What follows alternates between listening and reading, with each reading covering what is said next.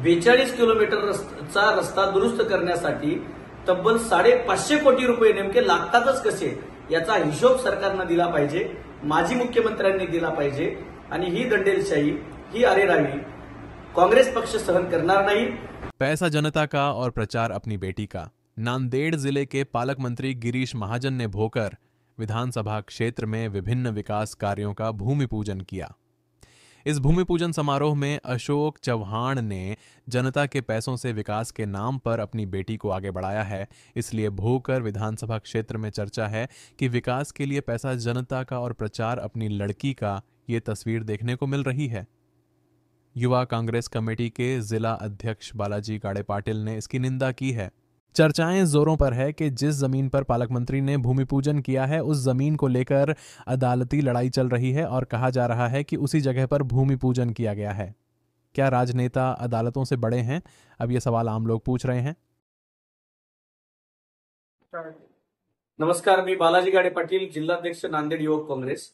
आज भोकरमध्ये ज्या विकास कामांच्या नावाखाली जनतेचा पैसा उडवला जातोय आणि काँग्रेस पक्षाच्या काही माझ्या सहकारी पदाधिकाऱ्यांनी या निधी वाटपाच्या नावाखाली जो पैसा उडवला जातोय त्याला विरोध केल्यावरती आज भोकरला छावणीचं स्वरूप प्राप्त झालेलं आहे। आणि काँग्रेस पक्षाच्या अनेक पदाधिकाऱ्यांना, त्यामध्ये बाळासाहेब रावणगावकर असतील, सुभाषराव किनाळकर असतील, अशा अनेक लोकांना, गोविंद पाटील गोड असतील, यांना नजरकैदेमध्ये टाकून पोलिसी बळाचा वापर, सरकारचा गैरवापर करून, पोलिसांचा गैरवापर करून विरोधी पक्षातील लोकांना घाबरवण्याचं काम चाललेलं आहे।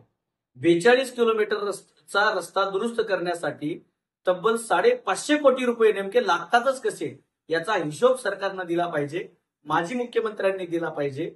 आणि ही दंडेलशाही, ही अरेरावी काँग्रेस पक्ष सहन करणार नाही। भारतीय जनता पक्षाच्या आणि माजी मुख्यमंत्र्यांच्या दादागिरीला काँग्रेस पक्ष घाबरणार नाही।